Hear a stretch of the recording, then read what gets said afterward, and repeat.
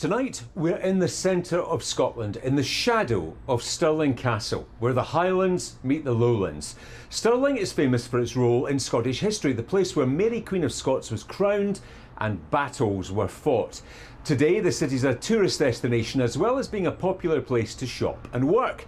Tonight, we're joined by local residents from different backgrounds and political persuasions who've come here looking for answers to their questions from our panel. So what matters most to them? Let's find out. Welcome to Debate Night.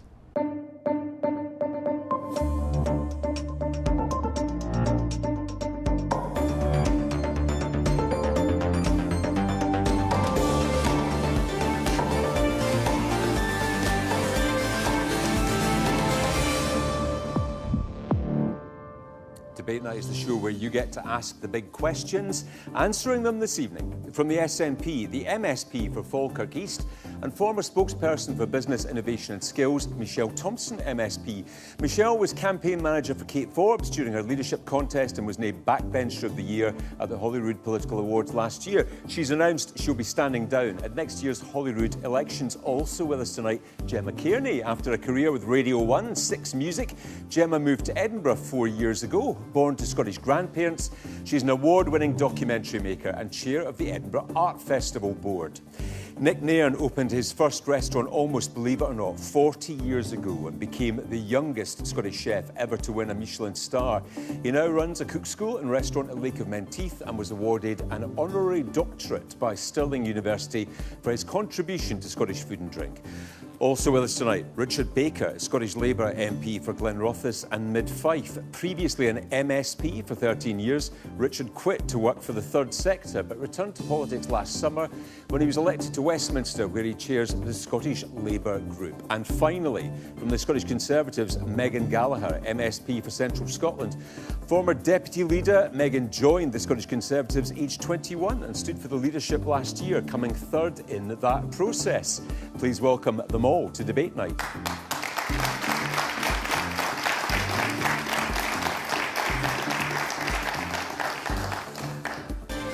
And of course, welcome to our studio audience here in Stirling. It's great to be back with you here again. And you can join in the discussion from home, wherever you happen to be in Scotland. BBCDN is the hashtag you need right now on social media. And our podcast of the show will be available for you to download straight after this broadcast. So let's get started. We've got lots to get through tonight. Our first question comes from Finn Henshaw. Finn, good evening.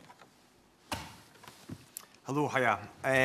Obviously, there's been a lot happening in the past few weeks with US and Trump being elected, especially last night. So my question is, can we still consider our special relationship with the US viable, and for who?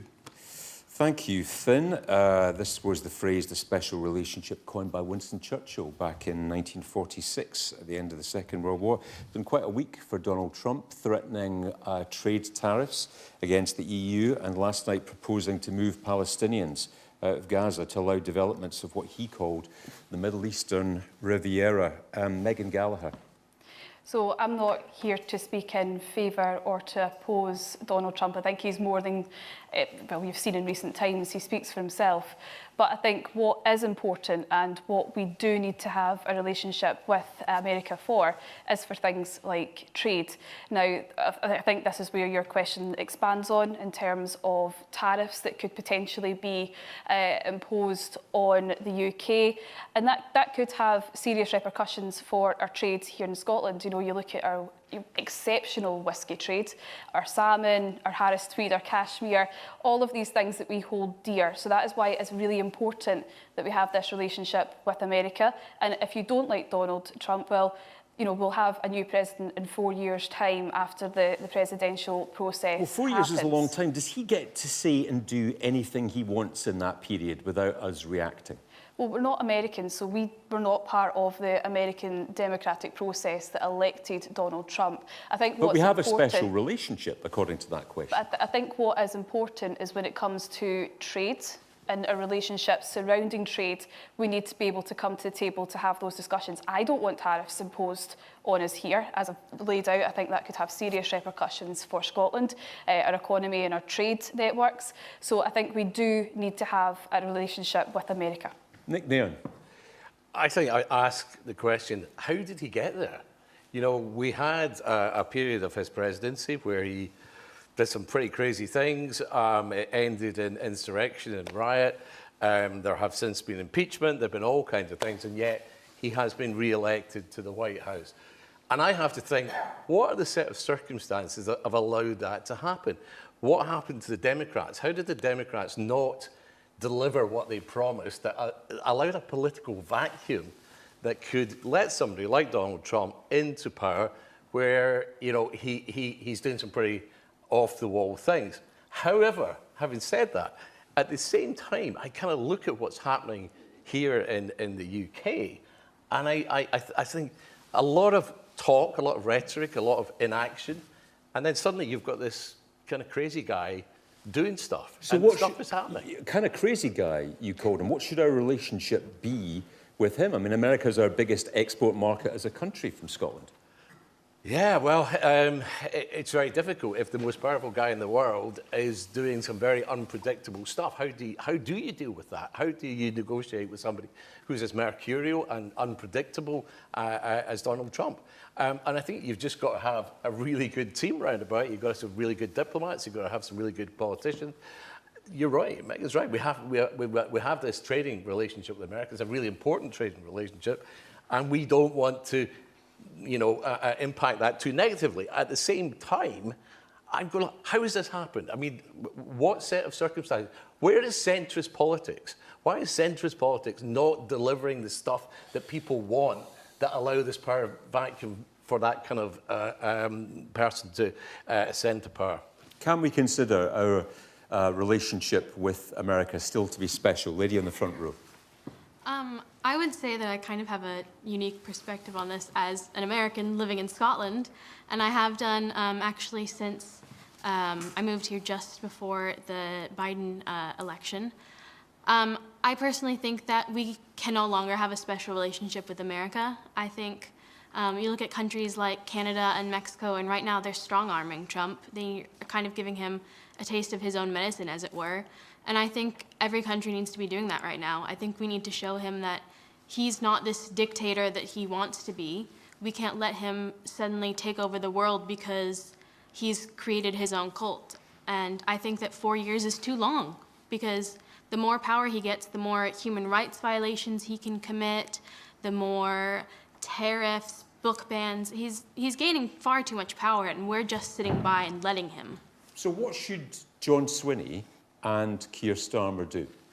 Personally, I think John Swinney's first announcement that he made to Trump, you know, acting all buddy-buddy, was shockingly disappointing to me.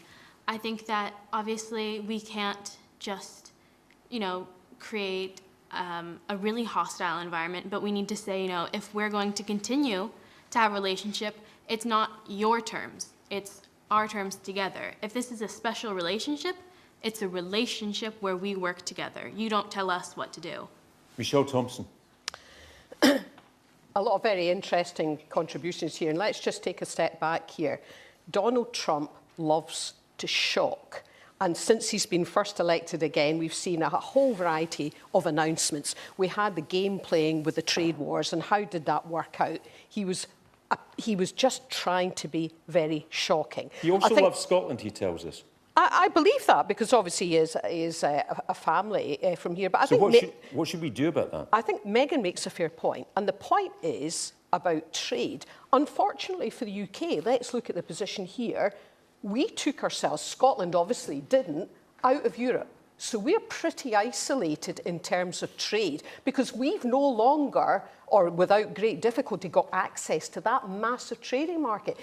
America's incredibly important. But he's about to introduce tariffs in the EU. We are special because he's not going to introduce tariffs on us, we don't know that yet. We don't know that yet. So we've avoided that. No, excuse me, there is no way we can say that. The position remains highly volatile. And with all due respect, I have no more time for Donald Trump than many people, I'm sure, here. But he was democratically elected, and it is not for us to say what the Americans should do. And actually, we do have a historically special relationship with friends and academics and relatives across the whole of the US. Donald Trump is not the United States. He is merely the current president, albeit I concede he has a great deal of power. But we need to look at the big picture. Let's go to the audience. Man hiding behind camera 2 here. Yeah, you go. I feel a bit almost kind of crazy listening to some of the responses here, because I understand what you're talking about with trade, but at the very beginning it was just mentioned that Donald Trump wants to move the entire Gaza population. Now, there's a name for that. It's called ethnic cleansing.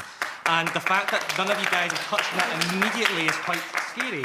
Now, let's be absolutely clear. Yeah, we need to have a relationship with America, but if we're not standing up to some of the most horrific ideals possible, which, by the way, he also held a man wanted by the ICC, Netanyahu, and he's breaching international law right before our eyes. The fact that we're not focusing on that as well, we're talking about trade, I think most people watching this are going to feel a bit mad, and we're missing our priorities here and also missing our humanity here. Thank you. Gentleman in the scarf. Yeah. I'm not a lover of Trump, but underneath his level, from a military point of view, as an ex-person who was in the military, we work with the Americans every single day, military, and I do believe that contributes to the fragile world peace that we have at the moment. Wherever you go, there's always combined US and UK, either troops or naval. I mean, recently, Queen Elizabeth went on a world tour, HMS Queen Elizabeth, and all the aircraft, or most of the aircraft on the carrier, were the US Marines. And it's that sort of relationship. And I don't think America can do without that military relationship. We have bases in the UK, in East Anglia and several other places around the UK, which are important to America as well as vital to us. So the relationship can survive one man. It's about two countries, not about a man. Absolutely, yes. OK. Gemma Cairney. As someone that believes that human rights is a birthright, I genuinely feel sick to my core to focus so much attention on one heinous human being. It makes me feel very fearful what's happening. And I think that really in collective, the conversation really should be how we can all heal from the collective trauma that we have already been put through by some of these horrendous leaders. And I think we should be focusing on mutual aid, growing our own food, coming together, and stop looking at politics as entertainment, but more emotional. But Nick's point, America's just voted for him. He won the popular vote in America. Algorithms helped that, I can tell you that. 77 million Americans voted for him. Yeah. But my point is, how did the mainstream parties fail? Why didn't they deliver what the American people want, what the British people want? It's not rocket science. People want a decent living, they want a stable economy, they want to know that the world's not going to end a puff of smoke the next day. And it appears to me that ordinary mainstream politics at the moment is not delivering that. And that creates this vacuum where people like Donald Trump can come into the fore and do what's currently happening. I think we have a moral responsibility as politicians, you know, to create that kind of stability so that this stuff can't happen. OK, I'll come to you in a second, Gemma. Man in the blue shirt here, yes. I think Nick picked up a good point. 80 million people voted for Donald Trump, whether we like it or not. There's no special relationship. Britain does what it's told by America. Let's make no bones about it. Look at the extradition order we have for them. They can take someone out of Britain without any evidence, but we cannot do that from an American point of view, take an American out of America and bring them to Britain. But Nick's point about the popular is right. The politicians sitting in this panel tonight in the last 50 years have let this country down so bad. We've got farmers not growing food. We're now taxing their inheritance, so there'll be no farms. We're importing everything that we used to grow. I didn't like Maggie Thatcher, but she had us self-sufficient in gas and oil and food, all homegrown. What do we do now? The politicians decide to sell it all off and leave us all in the lurch. The problem with heating allowance, it was seen 30, 40 years ago when Thatcher sold the gas and electric off. So why do we not build the wind turbines for the people of the country and not for the profits of big companies? Got a lot to unpick there. We'll do some of that tonight. Lady behind you, though. Yes. I agree. 100% what this guy's saying. Absolutely. We don't manufacture anymore. We've lost so many skills in the past 40 years. We can't get them back. It's like, just say schools example. Schools, they don't do sewing. Kids can't sew a button on. They can't do anything. I'm a small business owner, right, and I rely on people, local people. I can't get them to work. And the tax system is just completely bonkers. But it's the successive local governments and higher up that have destroyed this country. And there needs to be, deal with all this PC crap. Do you know what I mean? And do the bones of it, because that's what's happening to here. And that's why Donald Trump's in, because people are listening to him. Gemma, is that why Donald Trump's in?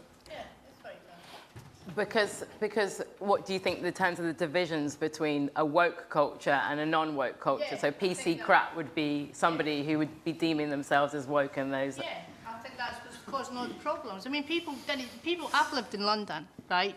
People didn't care about skin colour. It's the politicians that create these divisions, not the people. I would agree with that. Yeah, I agree. and the politicians need to start listening to the people. Okay. Yeah. Okay. Gemma, when you go. And I think that comes back to this actual human yearn for us to come together and to realise our own power as a people, as a collective. I'm not a politician here, I'm a person. And I want to be amongst everybody looking at us eye to eye to try and work this out and to talk things through and to debate, not just on social media where our algorithms are manipulating us, not just within even, something as old school as print press these days, again, manipulating us. Language being completely coerced, completely co-opted by people in power to create division and polarization so that we are all afraid, we live in silos, and a lot of us are walking around very confused and quite angry, whereas actually we have a lot of potential. Yeah, and I think that's one of the reasons why Trump got in power, is because people are way sadder, way lonelier, way less skilled and empowered than they ever have been. Richard Baker's nodding his head. Do you agree with that? Yeah, I think this is a really fair challenge about why have people lost faith in politics, because they have seen successive governments promise, to increase jobs, to boost the economy, and it's not happened. And the onus, therefore, comes on my part, isn't it? We've made those pledges, we have to see them through. And so I was pleased today, Stephen, when I was in my constituency, Methil Yard, which is under threat of closure, that's been saved by the actions of the Labour government, and now we've got potential for hundreds of new jobs at that yard,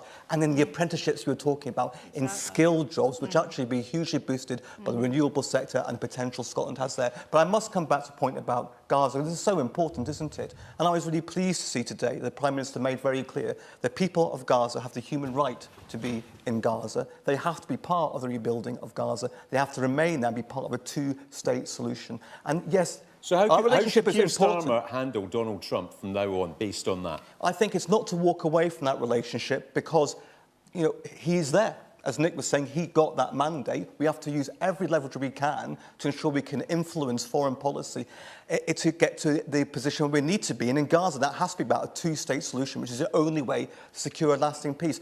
The fact of the matter is, America has huge influence on the world stage. That isn't going to go away over the next 4 years. And I think Britain has still got command respect on the world stage, and we have to use that influence we have in that relationship with the United States to get into a better position. All right, we'll pick up some of these points elsewhere in the programme this evening. We'll come back to some of this a little bit later on. Tonight we're in Stirling. Next week we're going to be in Aberdeen. And the week after that we're going to be in Edinburgh for our 150th show. So if you'd like to come and join us for either of those shows, just go to the website, or you can use the QR code that is on your screen right now. It'd be great to see you there. Let's go to our second question of the night, which comes from Derek Dunbar. Evening, Derek. Hi, panel. What I'd like to know is, why are politicians not fighting harder to save Grangemouth? Thank you. Scotland's only oil refinery, about 20 minutes from where we're sitting tonight, is due to close in the second quarter of this year with the loss of 400 direct jobs, many more, the unions say, in the surrounding area. Redundancy notices sent out to staff today, in fact. Michelle Thomson, why aren't politicians fighting harder to save it? Well, let me say, absolutely, for the record, I have been fighting like a dervish for Grangemouth, and you would have seen that. The amount of questions we asked in meetings with the unions, I've been challenging the UK government, who, if you recall, at the UK general election, were elected on a mandate to save Grangemouth. Has the Scottish Government been fighting? And on that, I've also made very, very clear they have absolutely. And of course, the First Minister has come out and said, this is not good enough. But I've also been pushing the Scottish Government to put the real meat in the bones of what do we mean by a just transition? How do we get from where we are today to there tomorrow in terms of protecting the skills base and the chemical cluster? Now, we've got a major issue here because who thought it was a good idea? Well, actually, it was the UK government to sell off national strategic assets so that we lose control of them. And that, of course, is a massive issue. It's also the case with our ports. The UK is only one of the very few countries in the world that have sold off things like our ports. So we've got an issue here. Then the UK government could have taken steps already to put in place measures to allow it transition to a sustainable aviation facility. Instead, they focus their efforts on Teesside and Humberside. Well, I have been saying this. But you've known this was coming for a long time. We've got a ban on petrol cars coming up in 2030, and the operators say, in this environment, it doesn't make investment in the plant worthwhile. You've known this was coming, so why hasn't more been done? Well, if this is the just transition that you promised, where is it? Right, so who ultimately owns this plan? It's Jim Ratcliffe, and he's been very busy building his stake in football clubs. What is government to do if there's a private owner? So it's about influence. It's not like they can create a law and, there's a lot of work that needs to be done to look to the future. And of course, renewable energy is going to be incredibly important. But where I'm picking you up on is I would personally say there's been a huge amount of effort. I know I personally have spent hours on this and really been a bit of a pain in the neck for my own government because it's an absolute disgrace. And this evening, I would say the fact that it is closing now, the fact that we don't have a clear pathway. So the Scottish Government and Westminster should both have done more, is what you're saying? I'm on record for saying that I've been pushing the Scottish Government very hard in terms of protecting the skills base, but in terms of the UK Government, they promised to save the refinery. This is in the leaflets of the UK general election. So we know we want to get to a just transition. We know there are alternative uses for the site, and there's got to be much more of a focus of how we get to that transition. Richard Baker, Anna Sarwar did say during the election campaign last year that he would step in to save the jobs at the refinery. What happened to that? So the key thing is how we actually move forward with that skilled workforce and look to what opportunities are there in the future. We're very disappointed also. That's not what he said. He said he would save the jobs. But the jobs can also be go into other areas in terms of production. In fact, Mel Shell was saying. So, for example, we're looking at through Project Willow, which is being invested in, and the trade unions are being involved in that as well. We still don't have the results of that. So the redundancy notices have gone out today. 435. This work's ongoing right now, and I also understand that between both the UK government and the Scottish Government is a £100 million investment with Grangemouth in the area. 80 million was for Falkirk growth deal. And this is another thing I would say. Let's be very clear. There was an 80 million promise for the Falkirk growth deal. Both the UK and the Scottish Government committed to putting an extra 10 million. And this term of 100 million has been bandied about, and it is a falsehood. And I personally want to see considerably more than 10 million from the UK government and 10 million from the Scottish government. It's not enough, and it's not good enough. And we have GB Energy, now headquartered in Scotland. What's it going to do about this? Well, GB Energy is going to be a £125 million investment in GB Energy, headquartered in Aberdeen. That's an £8 billion investment overall in terms of our plans for green energy. These numbers are meaningless for people in this. We're 20 minutes away from the work is ongoing to look for the future. There's huge facilities at Grangemouth. There's a massive potential in the workforce, and the work's ongoing now to see how that can be transitioned into the future. But that's only 1,000 jobs. I'll come to you in a second, Meghan. Gentleman in the front row's had his hand up for a while. On you go. Yeah, you touched on it. Jim Ratcliffe owns this site. Why did you decide to give him £600 million to build one in Belgium, but you can't save Grangemouth? That wasn't a decision by you. That's a previous decision. Meghan Gallacher. I mean, I think about the people, the families who will be worried sick tonight about their future because of the announcement that has been made that Grangemouth is going to close. And similarly to Michelle, Grangemouth is in my area of Central Region, and it's something that I've been speaking to the aviation industry about as well, because that that was an option. But again, the UK government has not moved quickly enough on legislation in terms of the aviation industry in order to get that over the line, in order for that industry to come to Scotland. That is what people need, because again, when we're talking about jobs, when we're talking about GB Energy, and it was the point that I was just going to make, yes, we've got GB Energy, but it's 1,000 jobs over 20 years. That's not enough. It's not enough to get people from the industries that they're in just now, particularly I'm referencing here oil and gas and others. It will not others. only be 1,000 jobs over 20 years. We've got to look at supply chain as well. That's what the Chief Executive said at the weekend in an interview with Sky News. GB Energy investment not only going to be about investment in a headquarters in Aberdeen, as important as that is. I used to represent Aberdeen. Those jobs are important, but we're talking about thousands of jobs through the supply chain. That includes investment in the workforce at Grangemouth as well. He said 1,000 jobs in 20 years. In terms of the actual headquarters in Aberdeen, which he said that be through the supply chain. Other businesses operating throughout Scotland. Harland Wolff, in my constituency, no matter the UK isn't now, is a metal yard. That's exactly the sort of business which will benefit from that level of investment. We're not just talking about 1,000 jobs in Aberdeen. It's right through Scotland. All the businesses will be part of that in this room, we've got people whose jobs are tied, if not directly, to Grangemouth. Gentleman at the back, on you go. Good evening. I think what we've heard with this question is an inquiry. Why is this happening with Grangemouth? And I would encourage everyone at home, everyone in the audience, to think about what we've just heard from one of the status quo politicians. What we've heard is it's a just transition. What does that mean? A just transition to what? To the Stone Age? Because we also have to ask, is this progress or are we regressing? And you talk about renewable energy. What does that mean? Does that mean putting corporations' products all over this countryside? Or wind turbines? Come on, this is an attack on our sanity. You ask, why do people vote for Donald Trump? Because they want common sense. They want this country to revive itself and get industry going. And the direction that you're taking us is not a good direction. You're going to end up with ships full of oil coming up the Firth of Forth, and it's going to be an absolute joke. We don't need renewable energy. We need a conversation about free energy, energy for the people, not for the corporations.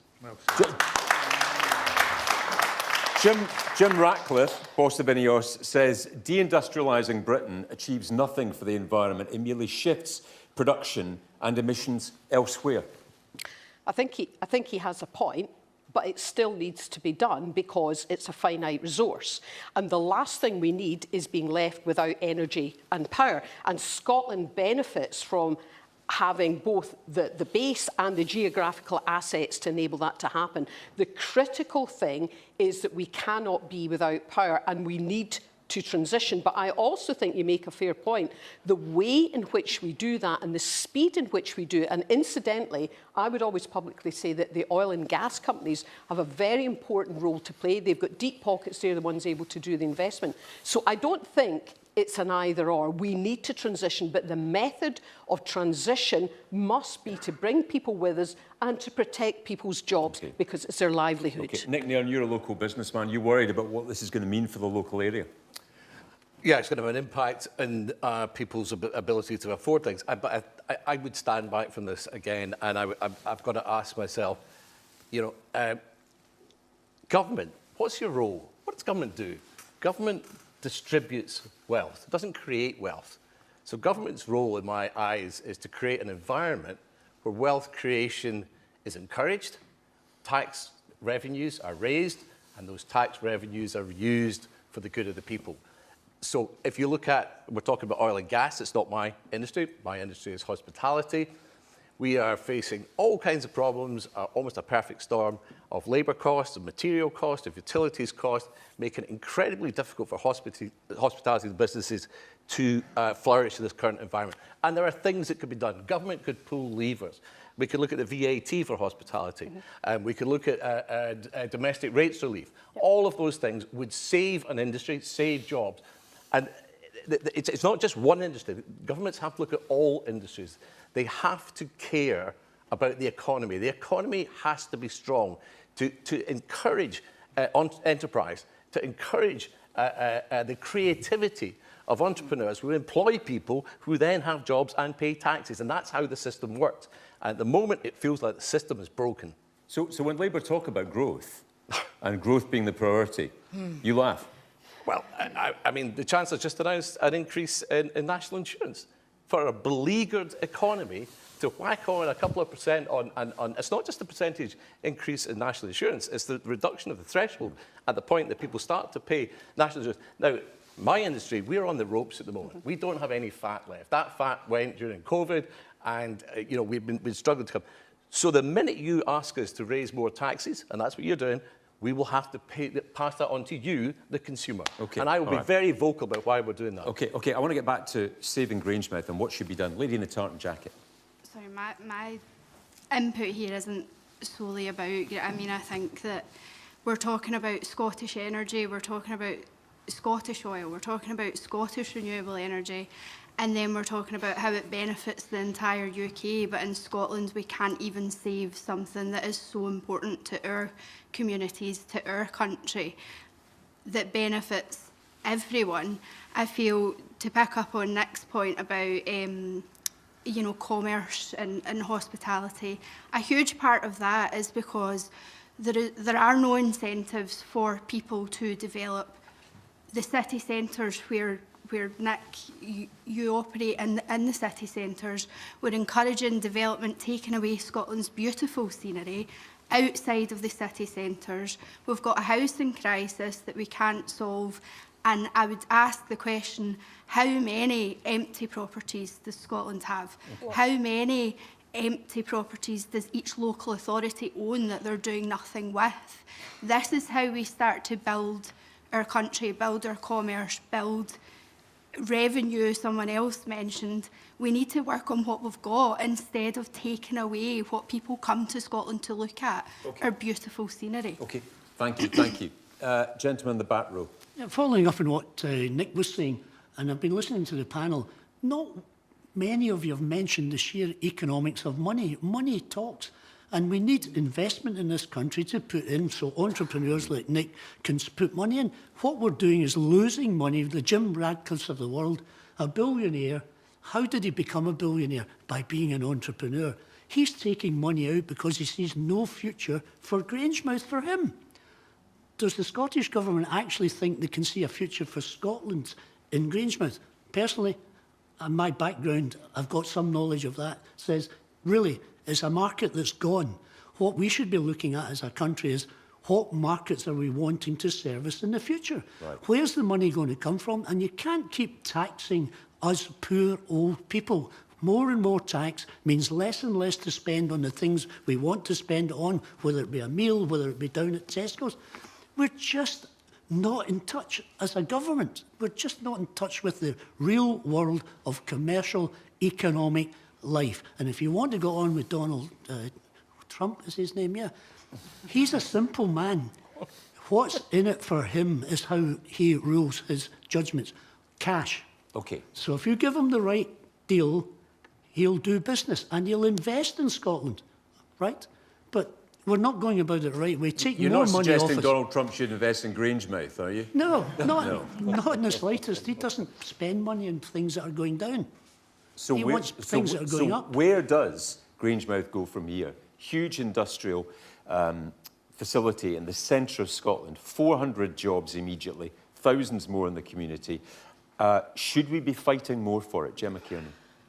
Again, this isn't my expertise, but I think about my industry and it is about creativity. Nick spoke about creativity, entrepreneurship, and I think we're all interconnecting a general sense of needing something more. We look to our politicians and our authority to tell us what that is, but perhaps it actually already is here in Scotland in terms of our incredible landscape, the incredible space, the nature, the cultural heritage, the arts and the history of the arts. Like, what can actually be done with this space? Perhaps, just perhaps, we could ask some more creatives what could be done with it. And we could come together by bringing philosophers as well as money makers to actually think tank this out in a very proud and what I see as actually really quite a Scottish way of doing things. How did our ancestors do it? They didn't have a light bulb. You think we're a bit blinkered about thinking around this? I think that we could invite more people to the table and perhaps be more expansive In terms of our creativity, yeah, I do. OK, lady in the back. Yeah, there you go. Since I was at school, we were talking about the fact that oil and gas wouldn't be here forever and we needed to make plans for the future. Here we are, quite a few years on, and I live locally in the area, and I think this is going to be felt for generations to come. Once Grangemouth goes, the kids who are in school today, Grangemouth has given good quality jobs, apprenticeships, really good opportunities. This is going to be felt for a long time. And what I really want to see from politicians is coming together jointly, working with the community to think about how do we plug these gaps so that the kids leaving school have got somewhere to go. Richard Baker, I mean, it's a joint responsibility for Holyrood and Westminster here. Have you been working well enough together on this? Well, my understanding from our ministers working is that there has been close working between the Scottish Government and UK ministers as well. That's why there's been these joint arrangements on funding. But also unions, trade unions have a vital role to play in this. The whole community has a vital role to play in this. You're absolutely right. And there's got to be, and I'm taking the points around the pace of that plan and how we get those alternative jobs in place now, and those alternative uses for those fantastic facilities that are at Grangemouth. But that work is ongoing now. It's Project Willow is up and running. And the fact of the matter is that I'm sure that those workers, that skilled workforce and that community around Grangemouth and that facility does have a future in the years to come. When are we going to get the results of that? Because we've been waiting for months. Well, I agree. We'll want to see the results of that certainly before the end of this year, but sooner than that. Well, the jobs go in June.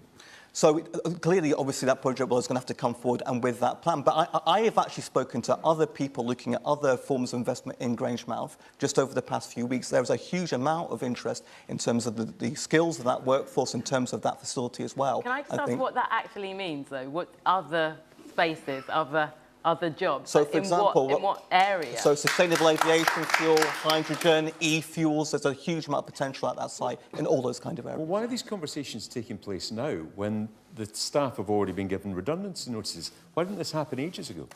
It has been. Those discussions have been taking place right throughout this process, and so that's what Project Willow is focusing on now. And those negotiations and that discussion, that work is going to be concluding soon. Will you go back, though, and lobby UK government ministers for the people of Grangemouth? Because that's exactly what we need right now in order to get things moving, remove the red tape, and actually save the industry, save the jobs in that area, because that is what is needed. I know UK ministers absolutely want to ensure that skilled workforce have got employment for a long time to come, and that those facilities have got an important role in this community for a long time. I know we'll continue to talk about this. Your views on all of that, the hashtag is BBCDN on social media. Let's go to our third question of the night, which comes from Alistair Orr. Evening, Alistair. Hi, Stephen. Thank you.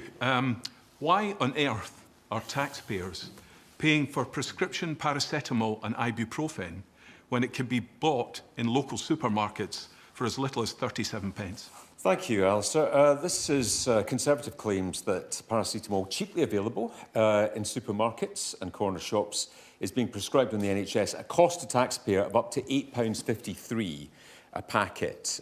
Richard Baker. I think it's a very reasonable point indeed. We have to ensure we have the best possible investment on spending of public resources. Is this a good use of NHS funds? I think it's also really important to ensure that people can get medication when they need it, and that's why the prescriptions policy has been in place for a number of years. But I think it's also a very good point about how we use NHS funds efficiently. We are about to give £1.7 billion extra. We've given £1.7 billion extra to the Scottish Government to invest specifically in the NHS. It's absolutely vital that funding is used well to maximum effect, because unfortunately the NHS in Scotland has been broken. We've seen that by 32,000 people over the past 18 months having to pay privately for their health care because they weren't able to get treatment on time on the NHS. That's people living in pain because they weren't able to get a treatment that they deserve. In Fife, in my area, we have some of the longest waiting times for surgery of any area in Scotland. It's not acceptable when somebody needs treatment, has to wait 2 years for an operation. It's not acceptable when we have ambulances who can't get the patients in those ambulances into hospital. They're parked outside because the beds aren't there. So you're absolutely right to ask what's the right way to spend money in the NHS. There's a big investment now coming to NHS Scotland. We have to hold the Scottish Government accountable to ensure that patients in Scotland finally get the care and treatment they deserve. OK, I'll come to you in a second, Michelle. Lady in the second row here. Yes. Hi there, sorry. You don't actually answer the question, though. Do you know, I'm sorry. Our NHS is on its knees right now. Yeah. And no one answers the question. You don't listen to the public. We actually have the answers how to fix it, and you choose not to answer the actual question. There is an easy fix for the NHS. We are wasting money. The reason there's waiting times is because we are wasting money. There are so many ways to fix the NHS. The gentleman asked a perfectly good question, and we haven't had an answer. So what would you do about this? What would you do about this? Ask the public. Ask the public to go through. We all can go through the NHS. We all see where the money's being wasted. You know, there is so much that we can change in the NHS. Wages, for a start. High-end wages. Too many people getting high-end wages who aren't actually doing anything. We went to the annual review of Forth Valley NHS. The annual review takes place in an hour. 1 hour to review a whole year. That is our NHS. So and their way is to cutbacks that are putting people's lives in danger. So you raise a good point. There's two interesting things in this question. There's one about resource, but there's two about how we all use the NHS and what we expect from our NHS as well. Michelle Thomson, in England, the NHS have tightened up prescribing things like paracetamol. Do you need to do that here? I think the whole... 2.5 million prescriptions for it in 23-24. I'm very struck by what you're saying and the emotion with which you're saying it. And the reason I say that is that we have an emotional tie to our NHS and we all hold it very dear. And we all know that there are considerable acute pressures that cannot be easily solved just by throwing money at it. West Streeting says it's a service, not a shrine. Yeah, I mean, I wouldn't put it like that, but we know there's a great deal of reform needed, and we know that's complicated and expensive and will take time. There's a load of things that are wrong, and you make a brilliant point. And I wouldn't just say it's a public, I would say that the medical professionals, the people at the coalface in the NHS will know stuff and will see stuff and are coming forward and must be listened to about their ideas of what is to be. Somebody's writing those prescriptions for paracetamol. Yeah, I mean, there's clearly issues with procurement and supply. And of course, that's a ridiculous position to be in. Well, you've been running the NHS in Scotland for years. Why are we in that situation? Yeah, well, I mean, you know, the NHS... It's not down to anybody else. Look, the NHS has a lot of serious issues, but this isn't just confined to Scotland. This is a UK-wide problem. The Scottish NHS, our nurses are paid better, our doctors are paid better, we've got more nurses. Yeah, the question was about prescriptions, and that's clearly an inefficiency in the process, one of a multitude, and there's a lot of work to be done in terms of NHS reform. And that's something that the Scottish Government is very much on. We need to look at the use of technology and so on. Alistair, you asked the question? Yeah, I'd just like to say, and everybody in this hall will know, the people on the panel will know, cancer care is in crisis. Social care is in crisis. The NHS needs some fresh thinking. The lady to my right here is absolutely right. The answer lies very much, some of the answers could lie among the workforce of the NHS themselves. Listen to them, Michelle. Listen to them. I completely agree. I'm not disputing that. In fact, I exactly picked up on that point. This needs to be a national project in which we all participate, and I definitely think that the people at the coalface who are running this service, who are providing this service, have a lot of the answers. I completely agree with you, sir, that they must be listened to completely. Well, let's listen to the audience. Lady with the glasses. Yes. Yeah, I'd just like to bring up a couple of things. First one is Labour runs the NHS in Wales. It's the worst performing NHS in the UK. But there's another issue as well, and that's about West Streeting. West Streeting, his policy is to privatise the NHS. No, that's an open secret, is to bring in privatisation into the NHS. But he also, by his own admission, said all roads lead to Westminster. So with the Barnett consequentials, if England stops spending money on the NHS, we suffer in Scotland. And all the time, the Scottish Government mitigates the ruinous policies of Westminster. Let him come back on this. Richard, no, because remember, Because of Scottish Labour MPs fighting for Scotland and Westminster, we've got a £5.2 billion extra funding for the Scottish Government for public services in Scotland, ending austerity immediately. That is because we've got a Labour government, and that is a record settlement. Ending austerity. And that will also mean £1.7 billion specifically for the NHS. But the gentleman's absolutely right, and I take the challenge as well. That money has to be spent better, has to be spent in a better, more efficient way, because investment alone won't sort it. And that's what Boris Streeting is exactly right. We have to have reform of the NHS, and we have to ensure that it's not wrong to use private capacity if it's within the NHS. What is wrong is people forced, 32,000 Scots over 18 months, forced to go private because they can't get the treatment they deserve. OK, let's get back. And I think there's big things about social care as well, and reform of the system. OK, let's get back to the man in the back row. Yes. Yeah, Michelle, you talked about actionable points, but what are those actionable points? I know people that have taken part in reviews and consultations about the NHS, that work in the NHS, and their concerns are just falling on deaf ears. Nothing that they actually voice is acted upon. It's just a tick box exercise that whatever was going to happen anyway in the first instance is happening. So what are these actionable points rather than just empty words? What do you want to see people act upon? What are the inefficiencies that you see, that the main priorities with that? Mm-hmm.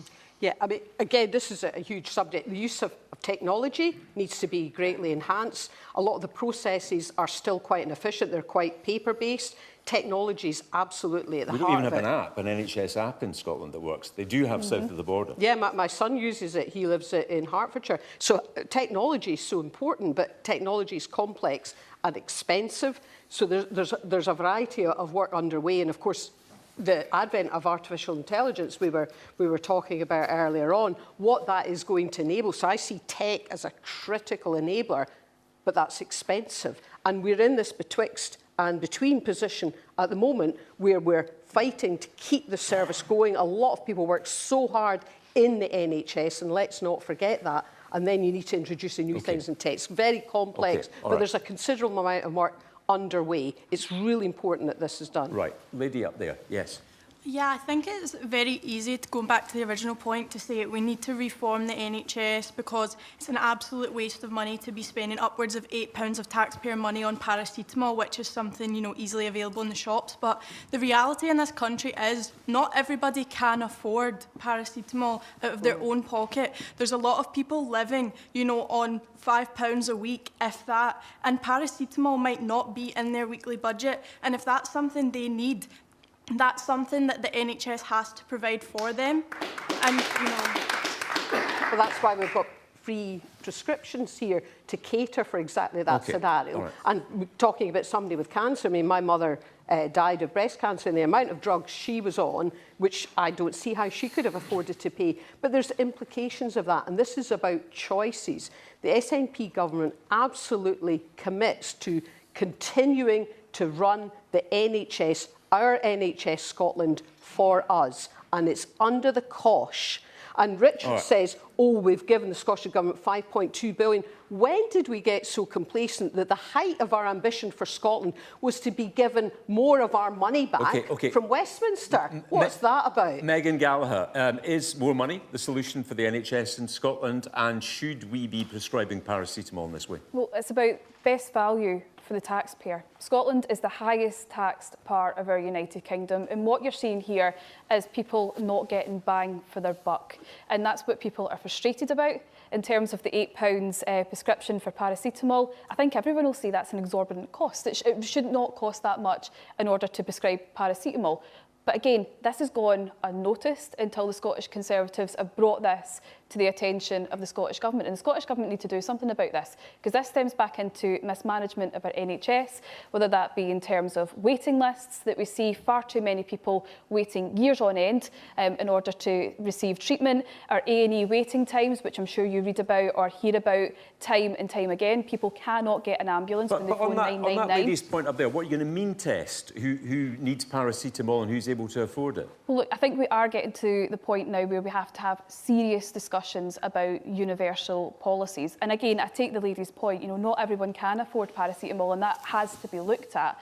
But again, £8 odds for paracetamol to be prescribed is not best value for the taxpayer. And we've got to look at that to make sure the money that taxpayers pay into the system is getting spent and put into the areas which is needed most. And that's not happening right now. OK, gentleman with the beards, right in the middle there. Yeah, there you go. I just hate hearing Tories talk about the waiting list, because it literally went up every single year. It goes up in a straight line like this since you got into power in 2010. So when you left in 2024. And the reforms that you put in to the NHS were awful, and the excess deaths caused by George Osborne's austerity potentially killed hundreds of thousands of people in excess deaths. So I just don't get why you think that's a serious criticism coming from the Tory party, because they've done much worse themselves. OK, and let me go back to that lady who was so passionate a little bit earlier on. Still got her hand up. Yes, on you go. I think that all comes down to is that the NHS is self-regulated. That is our biggest problem. It needs to not be self-regulated. Nick Nairn? I'm not an expert, but I have grown up in a country where this question has been a problem for all of my life. The NHS has become bigger and more complicated. It does more things. It has more obligations. The way that it's run in terms of management versus clinicians, the balance has changed over the years as people have tried to find a better way of doing it. It's a big, massive issue. What worries me is I kind of hear a bit of a political ping pong going on around me, and actually there are people lying in gurneys in hospital corridors dying before they get treated. And so let's put party politics to one side, and let's try and find a real meaningful solution for the NHS. And I think AI and those kind of things, they have an issue, but you need a degree of humanity about this. And let's stop this being a party political issue. Everybody should be coming together. Our health, our national health, is possibly the single most important thing we have. Gemma Cairney, do we expect too much from the NHS now? Are we asking too much of it? I think that it definitely gets complicated when we get to the space of party politics and we talk about AI especially. I had a baby 6 months ago, and I went to have a checkup and the systems were down and it was bedlam. So I think, you know, the idea that we need to be focusing on tech innovation is a bit by the by. I think that we need to get back to the truth of things, and I feel completely gaslit, like most of us do, by the NHS. I don't feel protected in any way. And the idea that we can end austerity and being a part of it, I'm very intrigued by, because I'm frankly confused. I'm confused by the questions, I'm confused by the answers, I'm confused by the idea that more robots will help. We need to create more trust. I would definitely be interested as to how that can be happening within the place that is the actual space where we are trying to heal and save people. And I think that we should always be looking at it from the most vulnerable's perspective. Okay. We don't have much time left, but I do want to squeeze in this final question tonight. It comes from Jeff Heritage. Jeff, where are you? Good evening. Could Nigel Farage's Reform Party become a major political party? Thank you. This week, a YouGov poll for the first time put Reform ahead of all the other parties. Could Reform become a major political party? Briefly, Nick Nairn. I think I come back to what I've said is when the mainstream parties aren't delivering on the things that we really want and care about, the NHS, infrastructure, the economy, all of those things, if that's not happening, people will start to look to more extremist policies and parties. And I think that's happening right now. When I was getting ready to come to this tonight, my wife said, you can't go on there looking like Wurzel Gummidge, you need to get a haircut. I went to get my haircut, and my hairdresser says, what are you doing tonight? I said, I'm going on debate night. He went, tell them I'm voting Reform. A hairdresser, where did that come from? Do you know? So, yes, there is a political vacuum, and it's dangerous. Meghan Gallacher, they are breathing down your neck in Scotland, Reform. Are they going to become a mainstream, large political party here? I think this speaks to what a lot of audience members have said this evening. People are scunnered with politics, they're scunnered with politicians. we've got to listen to that. So the Scottish Conservatives are listening to this. That's why, you know, under our new leadership of Russell Finlay, we are not going to take any votes for granted whatsoever going into the next Scottish parliamentary election. Councillor Thomas Kerr, who was on this show and defected from you to Reform, says more Tories will defect as well. Is he talking about you? No, he's not talking about me. And, you know, Thomas made a choice, but in terms of, you know, moving forward, which we will as a party, it's about that positive policy offering that we will give to the people of Scotland. And I'm excited in terms of the own brief that I have of housing, that we will have we'll have manifesto promises in terms of what we will do to tackle big issues like the housing emergency here in Scotland. Gemma Cairney, could Reform become a major political party? I want to ask you guys, because if you think yes, then I need to move. Genuinely. What 7% of Scots voted for Reform at the general election? Yeah. Predictions they could get 12 seats in the Scottish Parliament next year. All I can say is I really, really hope not. I really hope that we can find ways of creating equality and fairness and empowerment for everybody in this country. Because I came to Scotland 5 years ago, tracing roots and looking from a futurist perspective that it was a place that was different to England. So I really hope that that's not going to be the case in terms of the future of what I see as potentially a very fascist company. I say company, I mean, there's a Freudian slip. A fascist political party They would taking deny over. that, of course. Of course. Richard Baker, they pushed you into second place in that poll.